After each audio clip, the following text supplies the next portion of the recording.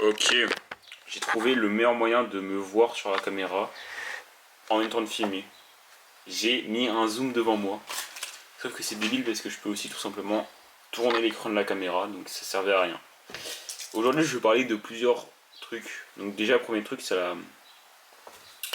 la traversée du désert. Et petite anecdote, hier, j'étais en examen. J'avais un examen à l'école. Et du coup, j'arrive dans la salle. On me distribue les copies et tout. Et là, déjà les gars n'avaient pas mon nom sur la feuille. Donc ça veut dire que en fait, l'examinatrice devant la salle, elle appelle tous les élèves un à un. Tout le monde entend son prénom, tac, tac, tac. Oui, c'est moi. Toi, tu vas au fond de la classe, toi, tu vas au premier rang, toi, tu vas juste derrière lui. Et moi, je me dis, je sens la merde arriver, tu vois. Je me dis, c'est toujours comme ça, c'est toujours toi qui te fais pas appeler, tu vois. Et du coup, je me fais pas appeler. J'arrive, moi, je dis, oui, madame, en plus, je le dis en anglais. Oui, j'ai pas été sur la feuille. Je sais pas. Il m'a dit oui. Tu vois au coin de la rue là-bas. Je vais te faire foutre. Non, en vrai. Elle m'a fait rentrer dans la classe. Et du coup, on revient à l'histoire. J'ouvre la copie et j'avais deux idées de vidéo en tête. Genre vraiment, tout le monde était focus sur résoudre la copie et commencer à écrire et tout. Moi, j'avais deux idées de vidéo dans la tête et il fallait que je les mette sur papier, sinon j'allais les oublier. J'ouvre la copie, première page, là où tu devais faire ton brouillon, j'écris en gros mes deux idées de vidéo. Je sais pas les gars. Et tout ça pour qu'après je rende la copie, du coup au final j'ai perdu mes idées de vidéo.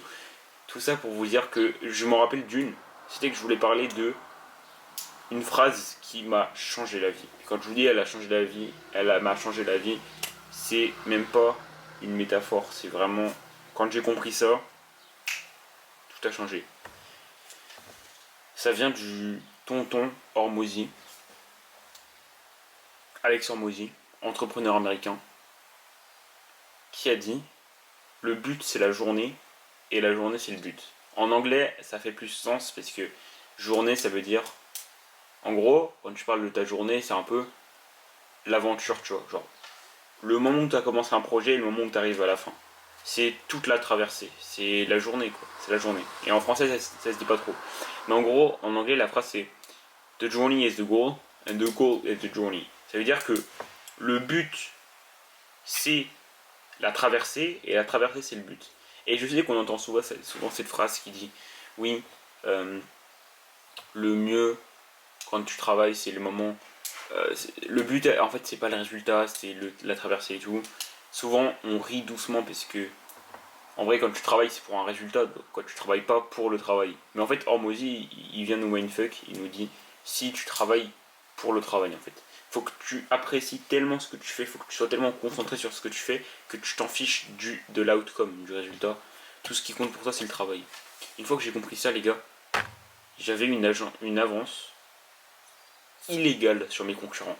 Parce que tous tes concurrents, que tu fasses du business, que tu fasses du sport, que tu fasses, ils visent un résultat. Et je dis pas qu'il faut pas viser un résultat. C'est juste qu'il faut tellement apprécier le processus que le processus devient le résultat en lui-même. On va prendre un exemple.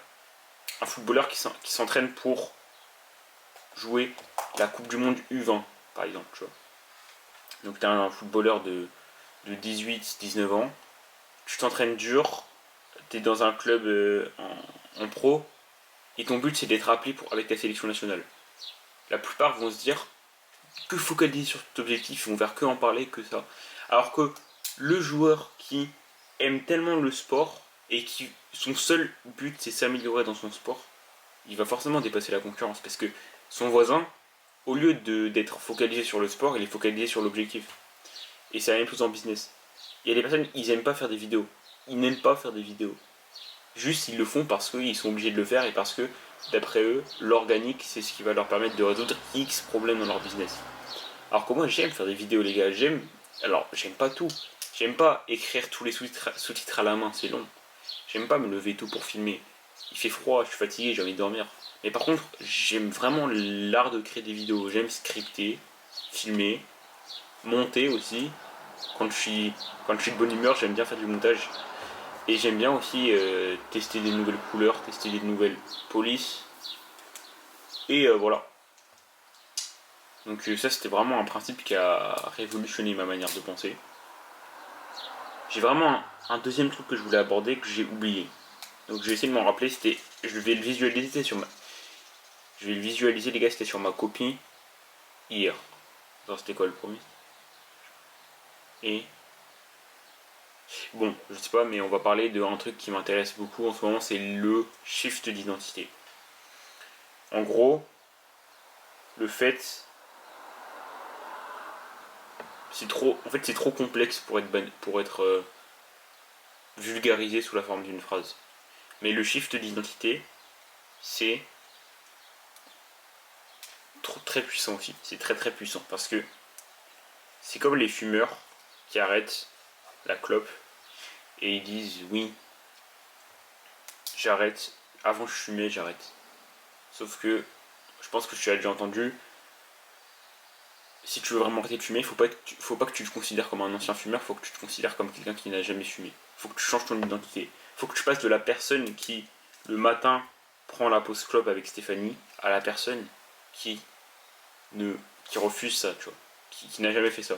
Qui n'a jamais fait de pause clope. Il a fait une pause pomme. Il mange des pommes à la place de fumer, tu vois. Et il faut qu'il supprime ça de son esprit. C'est un shift d'identité.